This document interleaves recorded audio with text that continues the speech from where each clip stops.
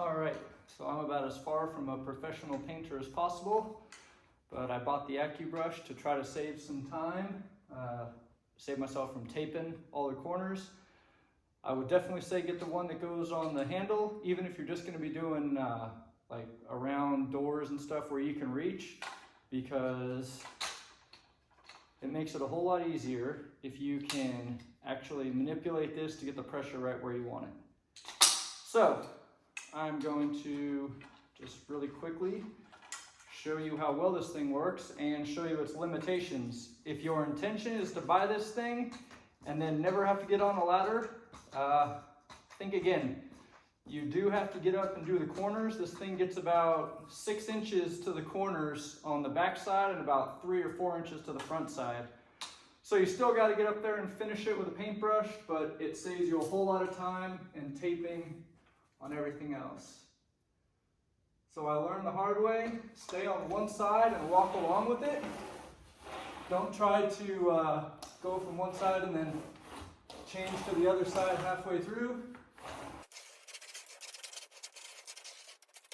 You can get about 6 feet every time you fill up the paintbrush.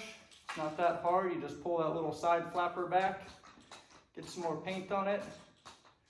This one's not going super smooth up here because I had to do some taping and texturing, and it's not the straightest wall. All the other ones went a lot faster, so maybe I picked the wrong one to use as an example, but just trying to show you what it's like.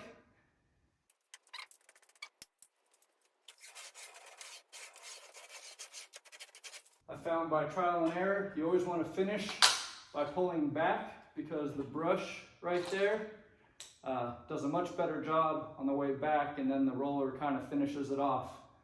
Once you've gone through it, you've got to just take this back, and like the manufacturer's video says, you feather out that line at the bottom just so you don't get a line of paint. If you still had your big roller from painting the rest of the walls, you could use that for this. But I only have one of these extension poles, and I already put that other one in the refrigerator to save the roller for the next room.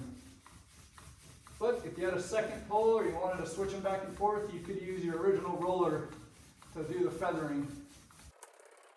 I'm not able to get up by this window just because there's not enough room, but I'm going to continue on around here.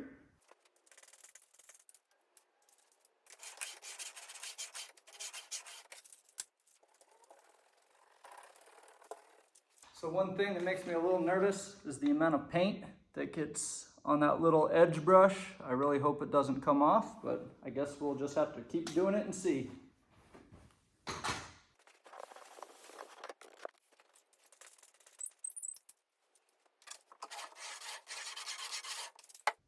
I've bought a lot of these painter's gimmicks in the past. I'd say this is the first one that is more of a painter's tool than a painter's gimmick to get corners. The other ones seem to always get paint on the surface you don't want paint on, so you end up taping anyway. This one is the first one that I have had that I did not have to put tape up, and it did a pretty awesome job. Much better than spending hours on a ladder taping and then painting with a paintbrush.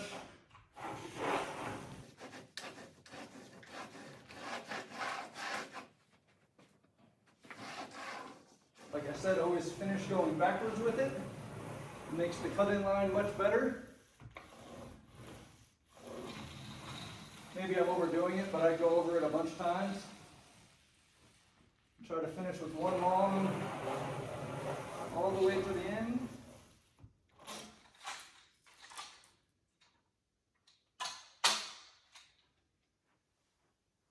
I'll show you the amount of paint that's gooped up on there. That's what makes me nervous.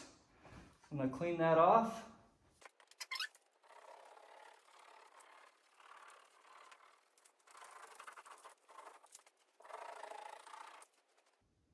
And that's about it. All right, so painting this basement, I spent about 2 hours with the big roller painting all the walls. And that's to be expected. Normally it would take probably twice that long to do all the baseboards, all the corners. I only spent about 45 minutes with the Accubrush doing that. So it is a major time saver, but I still got to do the corners. So there's still probably going to be another 45 minutes to an hour there. And these are my not so helpful helpers. Pretty sure if I put some paint on her tail, she could paint this whole room in like 20 minutes. Okay, now that the paint is dry, I just want to show you how well that thing did. Like I was saying, the corners, you still got to get up there. But overall, did a pretty good job. I also used it all the way around the door frame, which worked way better than a paintbrush. Along the top, underneath here, around that door, up on that ceiling. Other corner needs some work. Again, can only get up a couple inches from the corners. Did this whole area around that door as well. And this area, again, that's how much of the corner you end up painting on your own.